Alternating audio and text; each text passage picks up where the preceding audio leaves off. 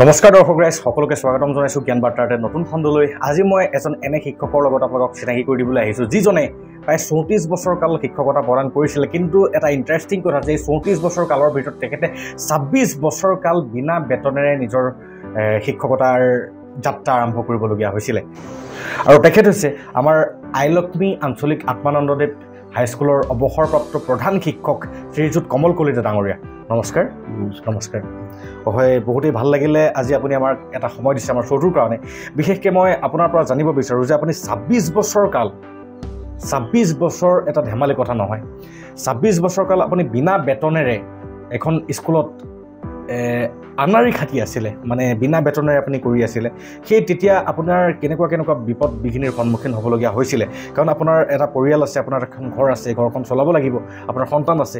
গতিকে এই সমস্ত দায়িত্ব কৰ্তব্য আপুনি কেনেকৈ মেইনটেইন কৰি চলিছিলে তাৰ বিষয়ে যদি থ্ৰুতে জানিবলৈ পাওঁ তেন্তে মোৰ লগতে বৰ্তমান দৰ্শক ৰাইজে একাগ্ৰতা কি বস্তু সেই বস্তুটো বুজি পাবলৈ সক্ষম হ'ব। চাওক, মই যিখন বিদ্যালয়ত প্ৰধান শিক্ষক হিচাপে কৰ্মৰত হৈ অৱসৰ গ্ৰহণ কৰিলোঁ, সেই অঞ্চলটো এটা পিছপৰা অঞ্চল। হয়, শৈক্ষিকভাৱে এটা পিছপৰা অঞ্চল। হয়, যিটো আইলক্ষী আঞ্চলিক নামেৰে এটা নামাকৰণ আছে। হয়, সেই অঞ্চলৰ কেইজনমান গুণী জ্ঞানী ব্যক্তিৰ প্ৰচেষ্টাত হয়, সেই অঞ্চলটোৰ শিক্ষাৰ পোহৰ বিলাবৰ কাৰণে তেওঁলোকে আপ্ৰাণ চেষ্টা কৰিছিলে। আৰু চেষ্টা কৰি তাত এখন প্ৰথমে আইলক্ষ্মী আঞ্চলিক আত্মানন্দদেৱ মধ্য ইংৰাজী বিদ্যালয় প্ৰতিষ্ঠা কৰিছিলে। আৰু তাৰ লগে লগে তেওঁলোকে পৰৱৰ্তী কালত উচ্চ মাধ্যমিক পৰ্যায়লৈ বিদ্যালয়খন ৰূপান্তৰ কৰিছিলে। আৰু উচ্চ মাধ্যমিক বিদ্যালয়খন যেতিয়া তাত আৰম্ভ হৈছিলে 1986-ত, 1986-ত 30/4/86-ত মোক প্ৰধান শিক্ষক হিচাপে সেইখন বিদ্যালয়ত সেই অঞ্চলৰ ৰাইজে তাত নিয়োগ কৰিছিলে। আৰু তেতিয়াৰ পৰা মই 2012 চনলৈকে অবৈতনিকভাৱে প্ৰধান শিক্ষক হিচাপে তাত কাম মই চলাই গৈছিলোঁ। আৰু সেই অঞ্চলৰ ৰাইজৰ যিটো উদ্দেশ্য, সেই উদ্দেশ্যটো সাফল্যমণ্ডিত কৰিবৰ কাৰণে সেই অঞ্চলৰ ৰাইজৰ যথেষ্ট মই সহায় সহযোগিতা লাভ কৰিছিলোঁ। আৰু বিদ্যালয় এখন যে প্ৰতিষ্ঠা কৰি বিদ্যালয় এখন চলাই নিয়া কামটো খুব সহজ কথা নহয়। আৰু সহজ কথাও হয় যদি ৰাইজৰ আপোনত্ব তাত সহায় সহযোগ থাকে। আৰু সেইখিনি মই পাইছিলোঁ। লগতে বিদ্যালয়খন যিহেতু মোৰ ঘৰৰ নিচেই ওচৰত, মোৰ ঘৰৰ বিদ্যালয়খনৰ পৰা মোৰ ঘৰলৈ প্ৰায় 1 কিলোমিটাৰ হয়। গতিকে বিদ্যালয়খনলৈ অহা যোৱা কৰিবলৈ মোৰ বৰ বেছি কষ্ট নাছিলে, যাতায়াতৰ যথেষ্টখিনি সুবিধা আছিলে। সেইকাৰণে আৰু মোৰ ঘৰৰ পাৰিবাৰিক অৱস্থাও খুব বিশেষ বেয়া নাছিলে। আমাৰ ঘৰখনৰ পাৰিবাৰিক অৱস্থা খুব সচলভাৱে চলিব পৰাকৈ এটা ব্যৱস্থা আছিলে। গতিকে মই সেই ক্ষেত্ৰত কোনো অসুবিধাৰ সন্মুখীন হোৱা নাছিলোঁ। গতিকে তাৰ বাহিৰেও অনুষ্ঠানটো আগুৱাই নিয়াৰ ক্ষেত্ৰত কিন্তু সেই অঞ্চলৰ ৰাইজৰ মই যথেষ্ট সহায় সহযোগিতা পাইছিলোঁ। আৰু সেইখিনিকে সম্বল লৈ মই অনুষ্ঠানটোত আগুৱাই নিবলৈ সক্ষম হৈছোঁ। বহুত ধুনীয়া লাগিলে আপোনাৰ বৃত্তান্তটো জানিবলৈ পাই। আৰু চাওক ৰাইজ, মই আমাৰ এইসকল ব্যক্তিয়ে আমাৰ ৰাইডিঙীয়াৰ প্ৰতিষ্ঠানসমূহক জীৱিত কৰি আজি এটা নতুন ৰূপ দিয়াত তেওঁলোকৰ বিশেষ অৰিহণা যোগাই থৈ আহিছে। গতিকে এওঁলোকক আমি পাহৰিব কেতিয়াও নোৱাৰোঁ। এওঁলোকক আমি সদায় সমাদৰ কৰিবই লাগিব। 26 বছৰ কাল অবৈতনিকভাৱে কোনো বেতন নোহোৱাকৈ 1 টকা দৰমহা নোহোৱাকৈ 26 বছৰ কাল তেখেতে এখন হাইস্কুলৰ মুৰব্বীৰ নেতৃত্বলৈ হাইস্কুলখনক পৰিচালনা কৰি তেখেতৰ নিজৰ জীৱনৰ শ্ৰম, নিজৰ জীৱনৰ সময় ইতিমধ্যে দি আহিছে। আৰু আজিৰ ডেটত সেই স্কুলখন গ্ৰাণ্ট হ'ল। আজিৰ ডেটত গ্ৰাণ্ট হোৱাৰ ফলত সেই স্কুলখনত প্ৰতিজন শিক্ষকেই বৰ্তমান চৰকাৰীভাৱে দৰমহা পাই আছে। কিন্তু এওঁলোকে যদি সেই গুৰিডাল নধৰিলেহেঁতেন, এওঁলোকে যদি সেই 26 বছৰ কাল অস্তিত্বটো যদি সেই শিপাডাল যদি ধৰি নাৰাখিলেহেঁতেনে আমি দৰমহা নাপাওঁ বাদ দে, এজনকৈ যদি ওলাই গ'লহেঁতেন, আজি আমাৰ নসত্ৰত, আমাৰ ৰাইডিঙীয়া অঞ্চলৰ নসত্ৰত অৱস্থিত সেই আত্মানন্দদেৱ স্কুলখন, বিদ্যালয়খন, হাইস্কুলখন বৰ্তমান আজি হয়তো আমি দেখা নাপালোহেঁতেন গতিকে আপোনালোক সদায় পূজনীয় আমাৰ সমগ্ৰ অঞ্চলবাসী ৰাইজৰ বাবে আৰু যি নহওক মই এইখিনিতে আৰু এটা কথা জানিব বিচাৰোঁ আপোনাৰ পৰা আপোনালোকে 1986 পৰা যেহেতু আপুনি এজন প্ৰধান শিক্ষকৰ আৰু লগতে আপুনি স্কুলখন প্ৰতিষ্ঠাৰ পৰাই আপুনি স্কুলখনৰ লগত জড়িত আছে গতিকে 1986 পৰা আপোনাৰ কাৰ্যকাললৈকে স্কুলখনক আপুনি কিমানখিনি ডেভেলপমেণ্ট কৰাত গুৰুত্ব দিছিলে বা আপুনি স্কুলখনৰ মেট্ৰিকৰ ৰিজাল্টটো কিমান উন্নত কৰিবলৈ সক্ষম হৈছে তাৰ বিষয়ে অলপ থৰতে জনালে ভাল পাম ঠিক আছে মই কৈছোঁ আমি আমাৰ যিসকল ৰাইজে অনুষ্ঠানটো পাতিবলৈ আগবাঢ়ি গৈছিলে কোনো ব্যক্তি কোনেও নাজানিছিলে যে অনুষ্ঠান এটা পাতিবলৈ গ'লে তাৰ গভৰ্ণমেণ্টৰ যিবিলাক মানে ক্ৰাইটেৰিয়া যিবিলাক মানে নীতি নিয়ম সেই নীতি নিয়মখিনি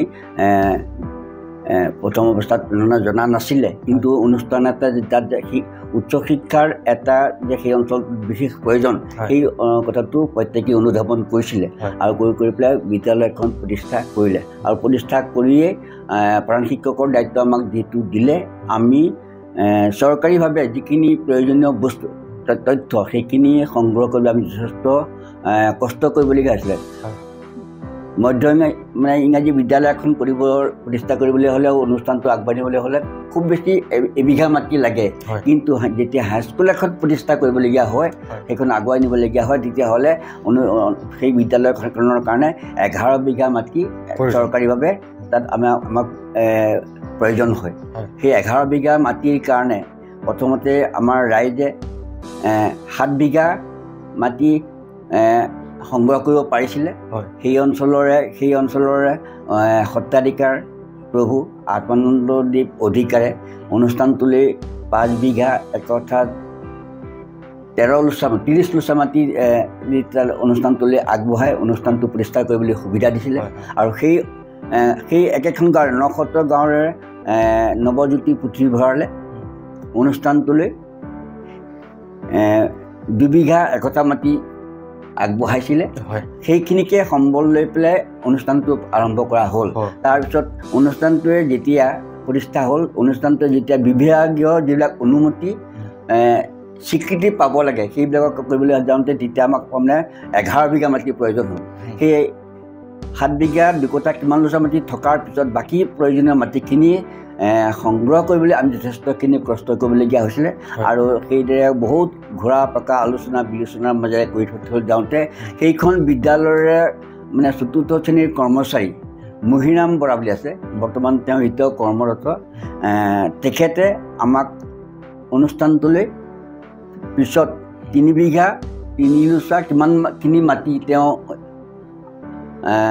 অনুষ্ঠানটোলৈ আগবাঢ়িছিলে আৰু সেই মাটিখিনি সম্পূৰ্ণ হোৱাৰ পিছতেই অনুষ্ঠানটোৱে 8ম শ্ৰেণী বিভাগীয় অনুমতি পাবলৈ সক্ষম হৈছিলে আৰু এইখিনিতেই মই আমাৰ সেই দাতা মহিৰাম বৰদেৱৰ বাৰু তেওঁৰ যি অনুষ্ঠানটোলৈ যি ভূমিদান কৰি অনুষ্ঠানটো আগবঢ়াই নিবলৈ সহায় কৰিলে তেওঁৰ ওচৰত মই সদায় কৃতজ্ঞ হৈ থাকিম অঞ্চলবাসী তেওঁৰ ওচৰত সদায় কৃতজ্ঞ হৈ থাকিব আৰু সেই উদ্দেশ্যেই আমি মহিৰাম বৰাৰ দাতা হিচাপে তেওঁৰ নামত আমি এটা তুৰণো বিদ্যালয়ত দিবলৈ আমি সক্ষম হৈছিলোঁ তাৰপিছতে 8ম হাইস্কুল এখন মানে আগুৱাই যাবলৈ হ'লে 8ম শ্ৰেণীৰ 9ম 10ম 8ম শ্ৰেণী প্ৰথমতে 8ম শ্ৰেণীৰ অনুমতি বিভাগীয় অনুমতি হ'ব লাগিব তাৰপিছতে 9ম শ্ৰেণীৰ হ'ব লাগিব তাৰপিছতে 10ম শ্ৰেণী যেতিয়া আমি পাবগৈ লাগিব বিদ্যালয়খনৰ যিবিলাক মানে শৈক্ষিক মানে বছৰেকীয়া যিবিলাক ফলাফল সেইখিনিও যথেষ্টখিনি উন্নত হ'ব লাগিব তাৰ কাৰণে আকৌ এটা পুথিভঁৰালৰ প্ৰয়োজন হ'ব এই পুথিভঁৰালত কিতাপ থাকিব লাগিব তাত এটা ৰিডিং ৰুম থাকিব লাগিব বিদ্যালয়ৰ বাউণ্ডেৰী এটা থাকিব লাগিব এই গোটেইবিলাক কথা আছে মানে বিভাগীয়ভাৱে যদি আমি যোগাৰ কৰিব নোৱাৰোঁ তেতিয়াহ'লে অনুষ্ঠানটো আগবাঢ়ি যাব নোৱাৰে এই গোটেইখিনি কাম কৰিবলৈ যাওঁতে আমি ৰাইজৰ সহযোগত সেই অঞ্চলৰ কেইজনমান বিশেষ গণ্যমান্য ব্যক্তিয়ে আমাক সহায় কৰিছিলে আৰু বিদ্যালয়ৰ শিক্ষয়িত্ৰীখিনিও আমাক এই ক্ষেত্ৰত আগুৱাই নিয়াত যথেষ্টখিনি সহায় কৰিছিলে সকলো একত্ৰিত হৈছিলে।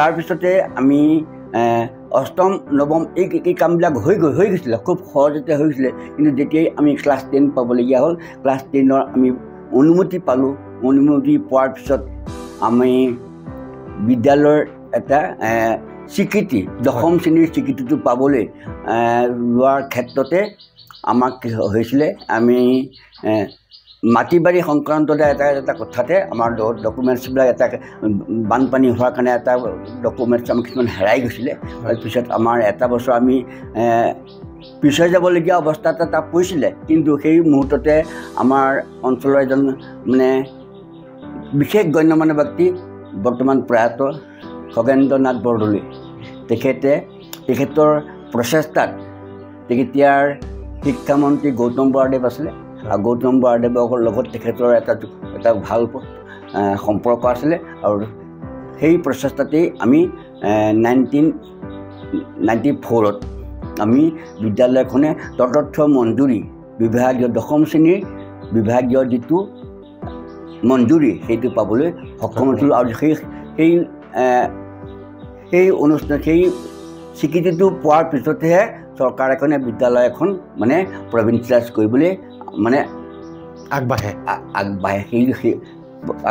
আৰু তাৰপিছত 1994তে আমি বিদ্যালয়খনে মানে চৰকাৰী স্বীকৃতি লাভ কৰিলোঁ বিভাগীয় যিবিলাক তদৰ্থ মঞ্জুৰি সেইখিনি পাবলৈ সক্ষম হ'লোঁ আৰ্থিক অনুদানতা আমি লাহে লাহে চৰকাৰৰ পৰা পাবলৈ আৰম্ভ কৰিছোঁ হয় এইখিনিতে মই আপোনাক ধন্যবাদ জনাব বিচাৰোঁ যে এখন বিদ্যালয়ৰ প্ৰতিষ্ঠাৰ আঁৰত আপোনালোকে যিমানখিনি কঠোৰ পৰিশ্ৰম কঠোৰ অধ্যাৱসায় স্বীকাৰ কৰিছিলে তাৰ বাবে মই বিশেষকৈ আমাৰ নসত্ৰবাসী ৰাইজ আমাৰ ৰাইডিঙীয়া অঞ্চলৰ নসত্ৰবাসী ৰাইজৰ বৰ্তমান যিসকল ষ্টুডেণ্টে সেই বিদ্যালয়ত পঢ়ি আছে তোমালোককো এটা কথা ক'ব বিচাৰোঁ যে এওঁলোকে যদিহে সেই তেনেকুৱা কঠোৰ শ্ৰম নকৰিলেহেঁতেন without any fees without any দৰমহা নোপোৱাকৈ সেই ইমানখিনি কষ্ট যদি নকৰিলেহেঁতেন তেতিয়াহ'লে আজি তোমালোকে হয়তো সেই স্কুলখন পঢ়ি থাকিবলৈ সুবিধাই নাপালাহেঁতেন গতিকে মই সকলোকে আহ্বান জনাওঁ এওঁলোকৰ কাৰণে এওঁলোক যাতে সদায় আমাৰ সমাজত ধুনীয়াকৈ সুস্বাস্থ্য আৰু নিৰোগী হৈ যাতে আমাৰ মাজত থাকে তাৰ বাবে সকলোৱে এটা প্ৰাৰ্থনা কৰাটো মই বহুতেই জৰুৰী বুলি ভাবোঁ হয় ছাৰ মই এইখিনিতে জানিব বিচাৰোঁ আপোনালোকে ইমান অধ্যাৱসায়ৰ মাজেদি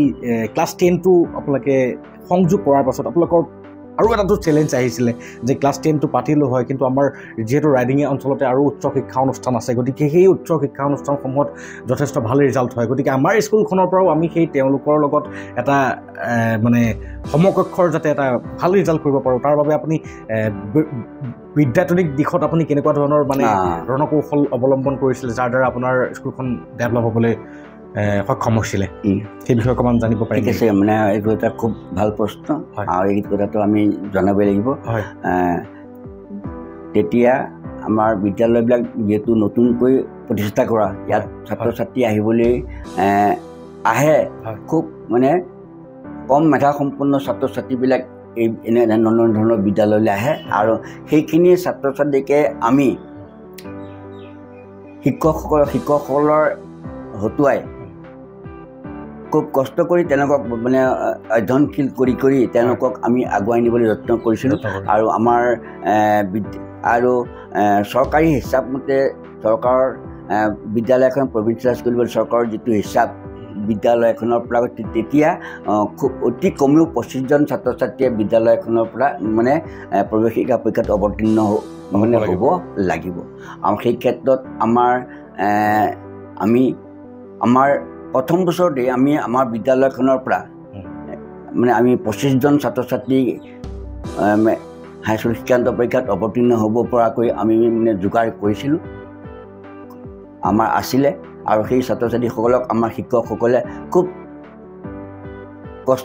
কষ্টৰে নিজৰ গাঁঠিৰ ধন ভাঙি হ'লেও তেওঁলোকক কিতাপ বহি কিনি দি পেলাই তেওঁলোকক মানে পৰীক্ষাত অৱতীৰ্ণ কৰাইছিলে আৰু সেই বছৰতে আমি আমাৰ এটা ভাল ৰিজাল্ট হৈছিলে যাৰ ফলত সেই ৰিজাল্টৰ আঁত ধৰি বিদ্যালয়খনলৈ আমাৰ দুলুৰ নিৰ্মাণ ওচৰৰ বিদ্যালয়ৰ ছাত্ৰ ছাত্ৰী তালৈ আহিবলৈ সক্ষম হৈছিলে তেতিয়াই মানে প্ৰথমবাৰ মেট্ৰিক দিওঁতেই আমাৰ বিদ্যালয়ৰ পৰা 16জন ল'ৰা ছোৱালী আমি প্ৰথমবাৰ মেট্ৰিকত অৱতীৰ্ণ হৈছিলে তাৰে 12জনেই পাছ কৰিবলৈ সক্ষম হৈছিলে। হয় দৰ্শক ৰাইজ, এটা কথা আপোনালোকক জনাব বিচাৰোঁ যে স্কুলখন প্ৰভিন্সিয়েলাইজ হ'ল হয় মানে হোৱাৰ আগমুহূৰ্তৰ কথা যে এটা স্থিতি পোৱাৰ পাছত সেই স্থিতিটোক বজাইও ৰাখিব পাৰিব লাগিব যে আমি ক্লাছ 10লৈকে আমাৰ স্কুলত এক্সটেণ্ড কৰিলোঁ হয়, কিন্তু ক্লাছ 10ৰ ৰিজাল্টটো আমি কণ্টিনিউৱাছলি মেইনটেইন কৰি গৈ থাকিব লাগিব। আপুনি কোৱাৰ দৰে যে 16জনতকৈ প্ৰথমতে 16জন মানে 25জন যদি উত্তীৰ্ণ নহয় তেতিয়াহ'লে সেই চেণ্টাৰটো হয়তো আপোনাৰ সেইটো নাথাকে। গতিকে আজি আমাৰ স্কুলখনৰ যিটো উন্নত অৱস্থা, আজিৰ প্ৰধানজনেও যথেষ্টখিনি কৰ্মৰত কৰি পেলাই যথেষ্টখিনি কষ্ট কৰি পেলাই তেওঁ স্কুলখনক আগবঢ়োৱাত লাগি আছে। আৰু আমাৰ ছাৰসকলে সেই আধাৰশিলাটো স্থাপন যদি কৰি থৈ নাহিলেহেঁতেন তেতিয়াহ'লে মই পুনৰবাৰ কৈছোঁ যে আমাৰ অঞ্চলত এনেকুৱা এখন উচ্চ শিক্ষা অনুষ্ঠান প্ৰতিষ্ঠা কেতিয়াও নহ'লহেঁতেন। গতিকে তাৰ বাবে আপোনালোক সদায় শলাগৰ পাত্ৰ, তাৰ বাবে আপোনালোকে সদায় ৰাইজৰ ওচৰত আপোনালোকে যাতে মৰিও অমৰ হয়, মানুহ মৰণশীল দিনটো আমি সকলো যাব লাগিব, কিন্তু এই অনুষ্ঠানৰ যেতিয়ালৈকে থাকিব মানুহ মৰণশীল কিন্তু অনুষ্ঠান মৰণশীল নহয়। অনুষ্ঠান থকালৈকে আপোনালোক সদায় প্ৰয়োজনীয় হৈ থাকিব। আৰু বৰ্তমানৰ নৱপ্ৰজন্মক মই সেইকাৰণে চিনাকি কৰি দিবলৈ ওলাইছোঁ যে এওঁলোকে সেই অনুষ্ঠান প্ৰতিষ্ঠা যদি নকৰিলেহেঁতেন, মই এইখিনিতে আপুনি কৈ আহিছিলে যে কোনোবা এটা পুথিভঁৰালৰ নাম কৈছিলে, যিটো পুথিভঁৰালে 3 বিঘা মাটি দিছিলে। গতিকে সেই পুথিভঁৰালটোকো মই এই মুহূৰ্ততে, পুথিভঁৰালটোৰ নামটো কি এবাৰ ক'ব নেকি আকৌ এবাৰ? নৱজ্যোতি পুথিভঁৰাল। নৱজ্যোতি পুথিভঁৰাল, আমাৰ নসত্ৰৰে নৱজ্যোতি পুথিভঁৰালৰ সেই সময়ৰ সভাপতি ছেক্ৰেটেৰীকে সমীক্ষ কৰি বৰ্তমানৰ সভাপতি ছেক্ৰেটেৰীসকলকো মানে জনাব পাই ভাল লাগিছে যে আপোনালোকৰ পুথিভঁৰালৰ এটা কণ্ট্ৰিবিউশ্যন আছে স্কুলখনৰ উন্নতিৰ ক্ষেত্ৰত। আৰু আপুনি ক'লে যে চতুৰ্থ শ্ৰেণীৰ কৰ্মচাৰী মুহিৰাম বৰা তেখেতকো মই এই মঞ্চৰ পৰাই, আমাৰ এই অনুষ্ঠানৰ পৰা আপোনাকো ধন্যবাদ জনাইছোঁ। আপোনাৰ কণ্ট্ৰিবিউশ্যন এটা এখন উচ্চ শিক্ষা অনুষ্ঠান আমাৰ ৰাইডিঙীয়া অঞ্চলত গঢ় লোৱাত সহায় কৰিলে। আৰু বৰ্তমান আত্মানন্দদেৱ তেখেতৰ নামত স্কুলখনৰ নামাকৰণেই কৰা হৈছে। গতিকে এই লোকসকলৰ, এই ব্যক্তিসকলৰ যদিহে সেই সহযোগ নাথাকিলেহেঁতেন, এই ব্যক্তিসকলৰ যদিহে সেই অৰিহণা নাথাকিলেহেঁতেন, হয়তো আজি আমাৰ ৰাইডিঙীয়া অঞ্চলত, আমাৰ ৰাইডিঙীয়া শিক্ষা ব্যৱস্থাত এখন স্কুল আমি দেখা নাপালোহেঁতেন। নিশ্চয় হয়। গতিকে এই মঞ্চৰ পৰা মই সকলোকে ধন্যবাদ জ্ঞাপন কৰিছোঁ। আপোনালোক সকলো সদায় প্ৰয়োজনীয় হৈ থাকক, নৱপ্ৰজন্মই যাতে আপোনালোকক চিনি পাওক। বাৰু যি নহওক, মই এইখিনিতে আৰু এটা কথা আপোনাৰ পৰা জানিব বিচাৰোঁ। যেতিয়া আপোনাৰ স্কুলখন প্ৰভিন্সিয়েলাইজ হৈছে, ধৰি লওক সেই ডেটটো যিদিনা আপোনালোকে গ্ৰাণ্ট হৈ গ'ল আপোনালোকৰ স্কুলখন, সেই দিনাখনৰ আপোনাৰ মনৰ অনুভৱ বা আপোনাৰ স্কুলখনৰ প্ৰতিজন শিক্ষকৰ মনৰ যিটো অনুভৱ আছিলে, হয়তো এখন যুদ্ধৰ জয়ী হোৱাৰ যিটো মানে স্পিৰিট এটা থাকে, এখন যুদ্ধ জয় হোৱাৰ পাছত বহুত ধুনীয়া লাগিলে। সেই আপোনালোকৰ গোটেই ষ্টাফটোৰ মানে সেই দিনাখনৰ মানসিক অৱস্থাটো যদি অকণমান জানিব পাৰোঁ তেতিয়াহ'লে ভাল লাগিব। আমি 2013 চনৰ মাৰ্চৰ 13 তাৰিখ মানে আমি এই মানে আমাৰ বিদ্যালয়খন যে প্ৰাদেশিকৰণ হৈছে সেই খবৰটো আমি পাবলৈ সক্ষম হৈছিলোঁ। আৰু সেইদিনা সেই খবৰটো পোৱাৰ লগে লগে অকল বিদ্যালয়ৰ শিক্ষক বুলিয়ে নহয়, বিদ্যালয়খনৰ লগত জড়িত থকা সেই অঞ্চলৰ সমূহ ৰাইজ মানে উৎফুল্লিত হোৱা দেখা গৈছিলে। আৰু আমি মনত বিদ্যালয়ৰ শিক্ষকসকলে যে আজি ইমান দিনে আমি যে এই কষ্টটো মানে কৰি আহিছিলোঁ, আমি তাৰ এটা আমি যে ফল পাইছোঁ সেইটো আমাৰ প্ৰত্যেকে অনুধাৱন কৰিছিলে। আৰু সেইদিনা সন্ধিয়ালৈ আমি সকলোবিলাক সমবেত হৈ আমি বিদ্যালয়খনত মানে ভগৱানৰ ওচৰত মানে তাত বন্তি প্ৰজ্বলন কৰিছিলোঁ, অনুষ্ঠানটো যাতে আৰু আগুৱাই যাওক। আৰু এটা কথাই আমি সেইদিনাখনে সকলোৱে সংকল্প হৈছিলোঁ যে এটা কথা ঠিক থাকে, মানে মানুহৰ মাজত এটা প্ৰচলিত আছিলে যে শিক্ষকবিলাকে বিদ্যালয়খন প্ৰভিন্সিয়েলাইজ হোৱালৈকেহে কষ্ট কৰে, আৰু প্ৰভিন্সিয়েলাইজ হোৱাৰ পিছত মানে সেইটো কষ্ট কৰিবলৈ কিন্তু আমি সেইটো কৰা নাছিলোঁ। আৰু তাৰ আগতেই গৈছে, আৰু তাৰ আগতেই 2001 চনৰ পৰা আমাৰ বিদ্যালয়খনৰ প্ৰৱেশিকা পৰীক্ষাৰ যিটো উত্তীৰ্ণৰ হাৰ, সেই হাৰটো তেতিয়া মানে আমাৰ হাতীচুং মৌজাৰ ভিতৰত যিমানকেইখন বিদ্যালয় আছে, মই সেই কথাটো একদম হেৰি কৰিয়ে কৈছোঁ, আমাৰ এই কথাবিলাক মই মেলে মিটিঙো কওঁ, তেতিয়াৰ পৰা হাতীচুং মৌজাৰ ভিতৰত যিমানকেইখন বিদ্যালয় আছে সিমানকেইখন বিদ্যালয়তকৈ সদায় 1 নম্বৰত আমাৰ তেতিয়া প্ৰায় 85 পৰা 90-92 ভিতৰত আমাৰ মানে হাইস্কুল শিক্ষা পাৰ্চেণ্টেজটো থাকে।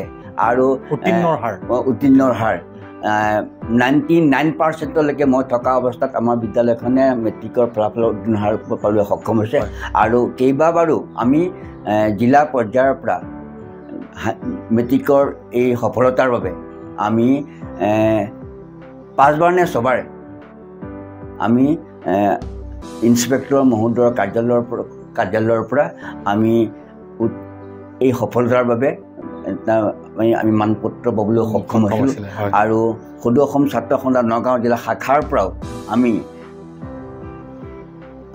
উত্তীৰ্ণ মানে 90% ওপৰত উত্তীৰ্ণ হোৱাৰ বাবে আমি 2বাৰ নে 3বাৰ আমি তেওঁলোকৰ আপোনাৰ দিনত আছিল আমাৰ দিনত এইটো পাবলৈ আমি সক্ষম হৈছিলোঁ। এটা কথা একদম ঠিক মই একদম খাটাং কৈছোঁ যে 2001 চনৰ পৰা আজিলৈকে বিদ্যালয়খনৰ উত্তীৰ্ণৰ হাৰ যিটো মানে ধাৰা সেই ধাৰাটো বৰ্তমানলৈকে মানে অক্ষুণ্ণ আছে আৰু যোৱা 2টা বছৰত বিদ্যালয়খনে 100% পাবলৈ সক্ষম হৈছে আৰু সেই বিষয়ে মই এই কথাটোকে মই ক'লোঁ যে আমাৰ আগৰ দামত যে মানুহৰ যিটো ধাৰণা সেই ধাৰণাটো আমি মানে ভংগ কৰি দিব বিচাৰিছোঁ যে বিদ্যালয়ৰ শিক্ষকবিলাকে প্ৰভিঞ্চিয়েলাইজ হোৱালৈকে কষ্ট কৰে কিন্তু প্ৰভিঞ্চিয়েলাইজ হোৱাৰ পিছত কষ্ট নকৰে কিন্তু আমি তাৰ উল্টাটো আমি দেখুৱাবলৈ সক্ষম হৈছিলোঁ যে আমাৰ ধাৰাটো আমি প্ৰভিঞ্চিয়েলাইজ হ'ল বুলি আমি মানে তাৰ পৰা মানে উভতি অহা নাছিলোঁ আমি আগুৱাই যাবলৈ সক্ষম হৈছিলোঁ আৰু তাৰ পৰা আমি পুৰস্কৃত হৈছিলোঁ।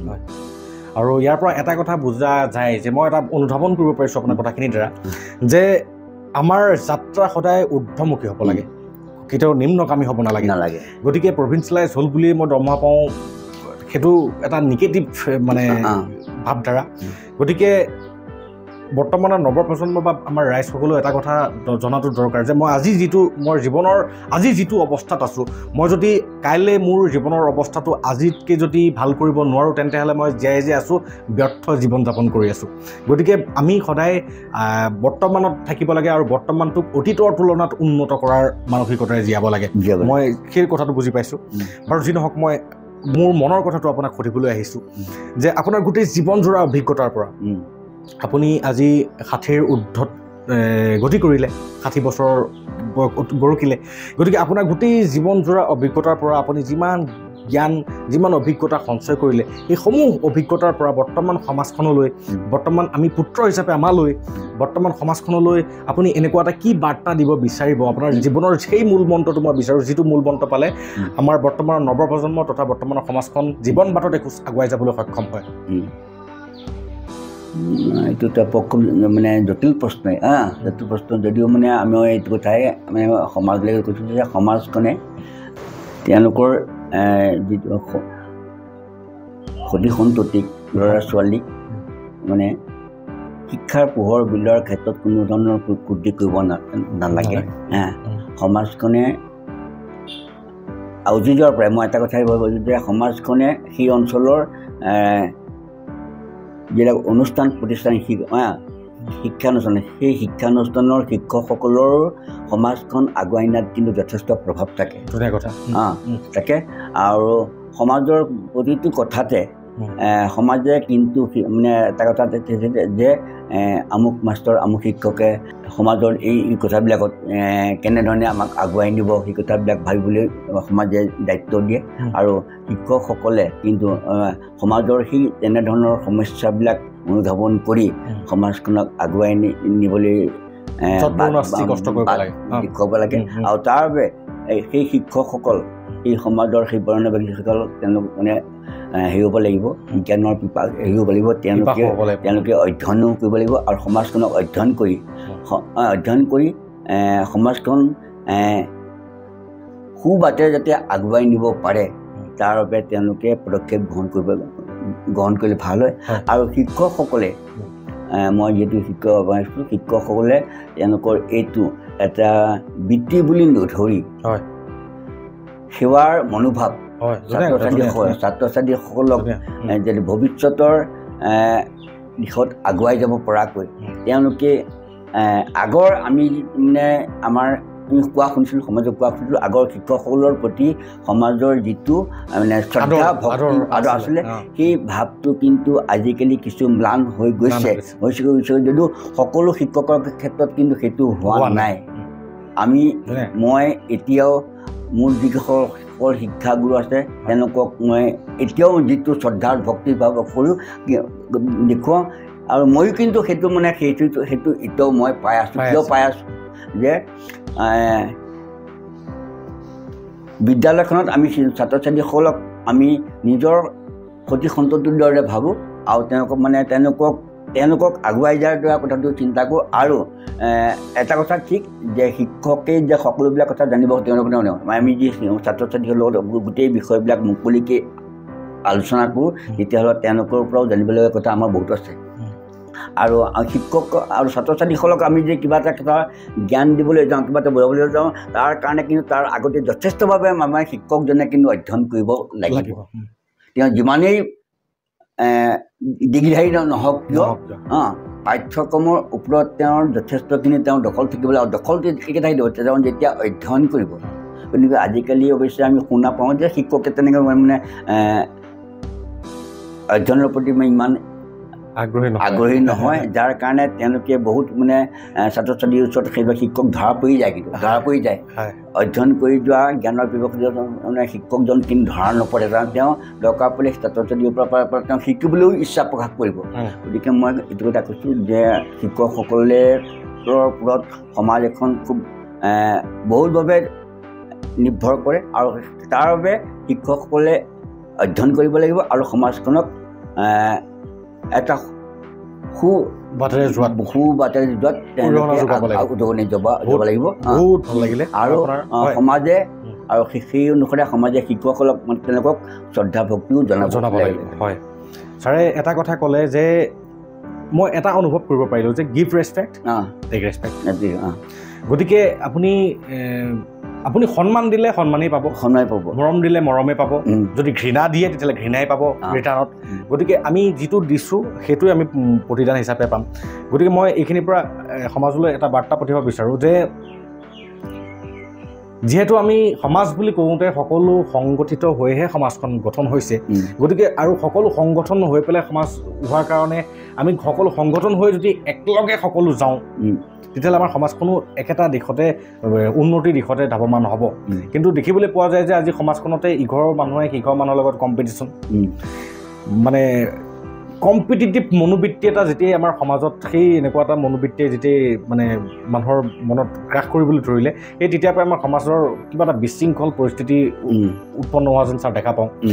আজি আমুকৰ ঘৰ মই এটা এক্সাম্পল হিচাপে কৈছোঁ, আজি আমুকৰ ঘৰত বোলে গাড়ী এখন লৈছে বোলে, লগতে ছাইডৰ মানুহ ঘৰে সিহঁতৰ ঘৰতো হেৰি হ'ল, আমাৰো এখন কিয় নল'ব নোৱাৰিব, সেই তেনেকুৱা কিছুমান মানে কম্পিটিশ্যন এটা সৃষ্টি হৈ গ'ল। আমুকৰ পিতেকে ফাৰ্ষ্ট ডিভিজন পাইছে তই কিয় নাপালি, আমুকৰ পিতেকে ষ্টেণ্ড কৰিছে তই কিয় নোৱাৰিবি, সেই তেনেকুৱা কিছুমান কেতিয়াও কাৰো লগতে নিজকে ৰিজাব নালাগে। প্ৰতিটো মানুহ ইউনিক। এপাহ গোলাপ ফুলে কেতিয়াও আত্মগৌৰৱ কৰা নাই যে মই ফুলৰ ৰজা গোলাপ, আৰু এপাহ মদাৰ ফুলেও কেতিয়াও দুখ প্ৰকাশ কৰা নাই যে মই মদাৰ ফুল মোক পূজাটো নলগায়। গতিকে প্ৰকৃতিৰ প্ৰতিটো বস্তু নিজস্বতা গ্ৰহণ কৰি পেলাই নিজস্বতাৰ মতে দি আছে আৰু তেওঁলোক সন্তুষ্টভাৱে আছে। গতিকে সন্তুষ্টিয়ে হৈছে আটাইতকৈ ডাঙৰ পৰম গুণ। যি অৱস্থাতে আছে, যেনেকুৱা পৰিস্থিতিতে আছে, সন্তুষ্ট মনোবৃত্তি এটা গ্ৰহণ কৰিবলৈ চেষ্টা কৰক, তেতিয়াহ'লে আমাৰ সমাজখন সন্তুষ্টি মনোবৃত্তিৰে হাতে হাতে ধৰি সকলো যেতিয়া আগবাঢ়িম, আমাৰ সমাজখন অট'মেটিকেলি প্ৰতিটো ক্ষেত্ৰতে আগবাঢ়ি যাব।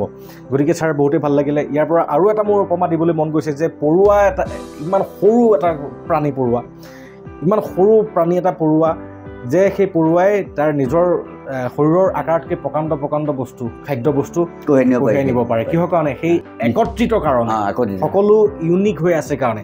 আৰু এইখিনিতে মই আৰু এটা কথা মনত পৰিছে যে আমি সৰুতে এটা সাধু শুনিছিলোঁ, সেই সাধুটোত এটা কথা গম পাইছিলোঁ যে দেউতাক মৰাৰ মুহূৰ্তত তাৰ 7টা মানে 5টা পুতেক আছিলে, মাতি পেলাই সকলোকে মৰ্থে এডাল দি ভাঙিবলৈ দিছে। শেষত সকলোকে মৰ্থেখিনি একত্ৰিত কৰি পেলাই ভাঙিবলৈ দিছে যে কোনো ভাঙিব পৰা নাই। আৰু তেতিয়াই আমি গম পাইছিলোঁ যে আমি যেতিয়া একত্ৰিত হৈ থাকিম, সকলো যেতিয়া সন্মিলিত হৈ থাকিম, তেতিয়া আমাক কোনো সহজে হিলাব নোৱাৰিব। গতিকে মই আপোনাৰ কথাখিনিৰ পৰা এই বস্তুখিনি অনুভৱ কৰিব পাৰিলোঁ। বাৰু বহুত ভাল লাগিলে আজি আপোনাৰ মতামতসমূহ পাই। জ্ঞান বাৰ্তা চমন দাস এজন তেওঁ নৱপ্ৰজন্মৰ যুৱক, আজি সমাজত যি যুৱ বিশৃংখলতা বা সমাজত যিবিলাক বিশৃংখলতা আছে সেই সকলোবিলাক নেওচি জ্ঞান বাৰ্তাৰ মানে সমন্বয়ক সুমন দাসে এই সহিষ্ণু সমাজখনক সহিষ্ণু যুৱ প্ৰজন্মক কেনেকৈ শিক্ষাৰ পোহৰেৰে সমাজখনক আগুৱাই নিব পাৰি, সমাজৰ বৰেণ্য ব্যক্তিসকলক আগৰ বৰেণ্য ব্যক্তিসকলক আজিৰ প্ৰজন্মই আজিৰ সমাজে তেওঁলোকক কিয় শ্ৰদ্ধা কৰিব লাগে, কিয় তেওঁলোকক হেৰি কৰিব লাগে, এই কথাবিলাক আঁত ধৰি তেওঁ সমাজত যিটো সমাজৰ এইবিলাক আঁতৰোৱাৰ যি প্ৰচেষ্টা তেওঁলোকে হাতত লৈছে, মই ভাবোঁ যে এইবিলাকৰ দ্বাৰা সমাজখন আগুৱাই যোৱাত তেওঁলোক মানে পাথেয় হৈ থাকিব আৰু সমাজখন আগুৱাই যাব। যুৱকসকলে তেওঁলোকৰ নিজৰ কৰ্ম সংস্কৃতিত জড়িত হৈ নিজেও আগুৱাই যাব আৰু সমাজখনকো আগুৱাই যাব। মই ভাবোঁ জ্ঞান বাৰ্তাৰ এই প্ৰচেষ্টা খুব সুন্দৰ হৈছে, তেওঁলোকে আৰু আগুৱাই যাওক, এই মই কৈ ধন্যবাদ ছাৰ, বহুত বহুত ধন্যবাদ। আৰু যিহেতু এটা সময়ৰ সীমা থাকে, গতিকে আজিৰ বাবে ছাৰ মই আপোনাৰ পৰা দৰ্শক ৰাইজ আপোনাৰ খবৰ পৰা বিদায় লৈছোঁ। ছাৰ নমস্কাৰ। নমস্কাৰ, ধন্যবাদ।